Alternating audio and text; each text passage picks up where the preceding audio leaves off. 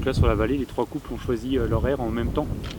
Oui, alors c'est un petit peu en décalé, en fonction des oiseaux, ça peut se faire un petit peu plus tardivement, s'étaler.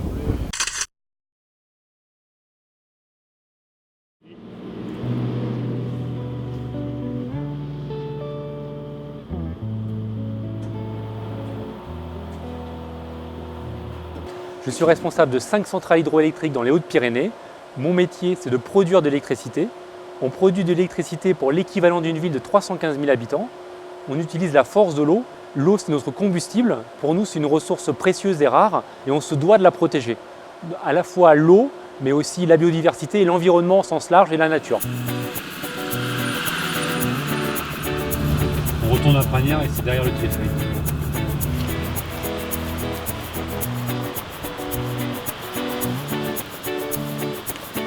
On est ici sur une des 50 prises d'eau du groupement d'usines de Pragnères.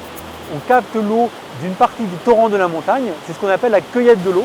Et nous, notre travail, c'est de venir toutes les semaines pour s'assurer qu'il n'y ait pas de feuilles ou de branches qui empêchent l'eau de rentrer dans la prise et au débit réservé d'être délivré. C'est une partie de l'eau qui est restituée à l'aval du barrage. On vérifie aussi la dévalaison, c'est ce qui permet aux poissons de passer à l'aval de la prise.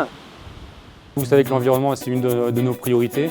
Et pour préserver la biodiversité, notamment les rapaces, comme le gypaète barbu, on a une convention de partenariat avec la Ligue de protection des oiseaux et le Parc national des Pyrénées et EDF. On a organisé une réunion avec l'ensemble des agents de Pragnères, donc on est 30 personnes, avec un garde du Parc national des Pyrénées, pour échanger sur la préservation du gypaète barbu, une espèce protégée et qui a des aires de reproduction à proximité des installations hydroélectriques EDF voilà, dans la vallée. Sur l'envergure, on peut même aller un peu plus loin que 2,80 m. Il avoisine pour certains individus les 3 mètres. Quand nous, très concrètement, on doit faire des survols en hélicoptère pour faire des dépannages ou des examens visuels de nos barrages, on doit prendre donc l'hélicoptère et il faut faire une demande d'autorisation au Parc national des Pyrénées pour éviter ces zones, ces aires de reproduction du gypaète. L'objectif, c'est de concilier une activité industrielle d'EDF dans les vallées et la préservation de la biodiversité. Tu peux les monter sur oui. Oui, je peux les monter.